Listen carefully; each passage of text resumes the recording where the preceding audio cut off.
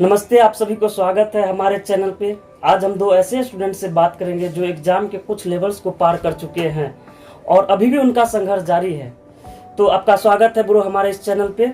सबसे पहले आप अपना शुभ नाम बताइए। मेरा नाम अनमोल है और मैं यहाँ दिल्ली में करीबन 2 से 2.5 साल से रह रहा हूँ और सेल्फ स्टडी में प्रिपरेशन कर रहा हूँ। आप किस चीज़ की तैयारी करते हैं? सीजीएल के लिए करता हूँ और मैंने सीजीएल 2018 भी दिया था और 19 भी दिया था और 2018 में मैंने डॉक्यूमेंट वेरिफिकेशन भी कराया था, पर मेरा मेरिट लिस्ट में 2.5 नंबर से रहने से हो गया और अभी 2019 का डीवी और उसका जो सीपीटी है लाइनअप में है।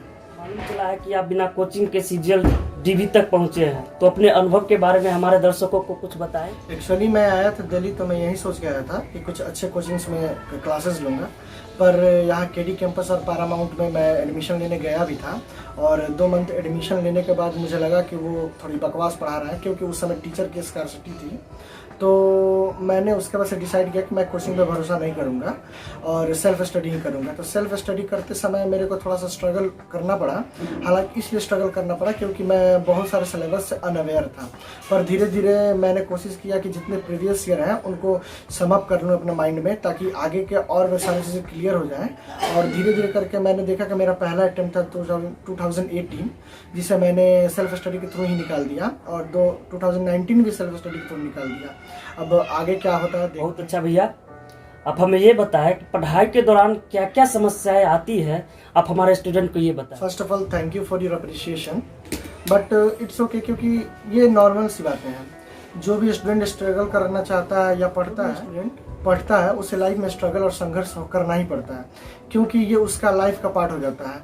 एग्जाम्पल के लिए आप पढ़ेंगे तो आपका मूड बहुत बार स्विंग करेगा कि पढ़ें या ना पढ़ें, क्या पढ़ें क्या ना पढ़ें। ये मेरे को भी हुआ और आप भी आएंगे तो आपको भी होगा, और सिर्फ हमें और आप नहीं, जो भी लोग इसकी तैयारी करते हैं किसी भी जॉब की, उन सबको इस सिचुएशन से गुजरना पड़ता है।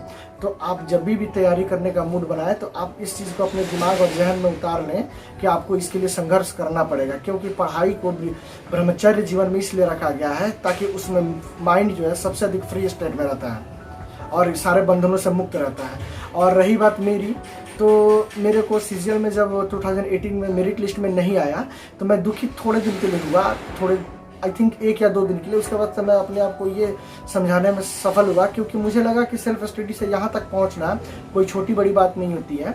ऐसा ये एग्जेजरेट करके मैं नहीं बताऊंगा, पर यह भी सत्य है कि आप सेल्फ स्टडी के थ्रू आप लास्ट स्टेज तक पहुंचते हैं तो आपका कॉन्फिडेंस बिल्ड होता है, और वही कॉन्फिडेंस आपको मदद करता है कि आप और पढ़ें, आगे मेहनत करें और निकालें। तो मेरे को अभी 2019 में एग्ज़ाम देने के बाद, क्योंकि नॉर्मलाइजेशन का प्रोसेस में थोड़ा सा अनफेयरनेस दिखा एसएससी का, बट ठीक है, सबके लिए वो था। आदमी एडजस्ट कर रहा है और उसी में आगे बढ़ने की कोशिश कर रहा है और उम्मीद कर रहा है कि आने वाले जितने भी एग्जाम्स हैं उनमें क्लियर सिलेक्शन। ठीक है भैया, आप मेरे स्टूडेंट जितना हमारे चैनल पे देख रहे हैं उनको क्या मैसेज देना चाहेंगे, आप अपने अनुभव से बताइए जरा। सबसे पहले तो ये कि आजकल के स्टूडेंट्स के पास बहुत सारे रिसोर्सेज हैं, उन्हें किसी से सीखने की ज़रूरत नहीं है।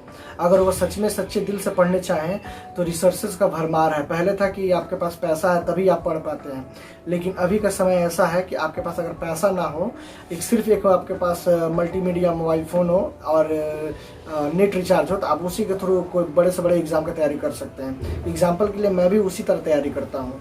तो मैं अपने स्टूडेंट जितने भाई हैं बहन हैं उनके लिए यही मैसेज लास्ट में छोड़ना चाहूँगा कि आप जिस भी चीज़ की तैयारी करते हो, आप चाहे बीपीएससी की तैयारी करते हो, चाहे यूपीएससी की तैयारी करते हो, या सीजीएल की करते हो, या सीएचएसएल की करते हो, किसी भी चीज़ की, उसमें आपकी सबसे इम्पोर्टेंट भूमिका होती है कंसिस्टेंसी।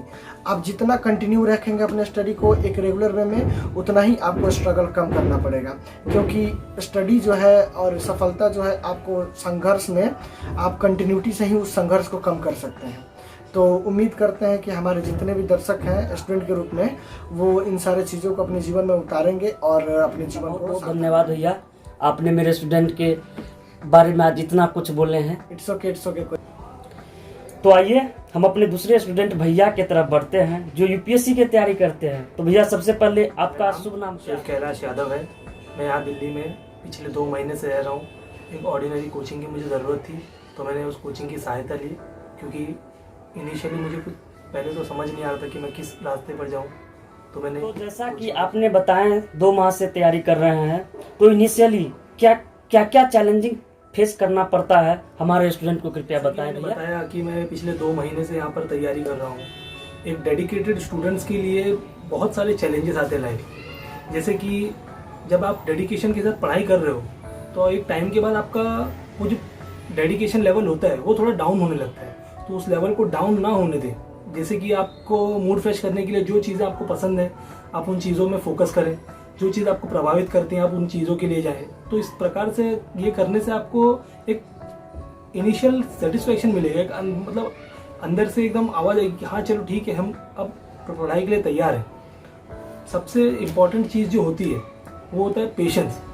इसीलिए कहा गया है कि पेशेंस, प्रिजर्वेंस एंड डेडिकेशन, ये 3 चीज़ बहुत मैटर करता है किसी भी एग्ज़ाम की तैयारी के लिए। आपके अंदर पेशेंस लेवल बहुत बहुत स्ट्रांग होना चाहिए, वरना आप किसी भी चीज़ को अचीव नहीं कर पाएंगे। एंड द थिंग इज़ कि जब आप किसी भी चीज़ के अंदर मन लगा के लगे हो, जब आप किसी भी चीज़ को एकदम चाह से पाना चाहते हो, तो आपको कंसिस्टेंसी मेंटेन करनी पड़ती है।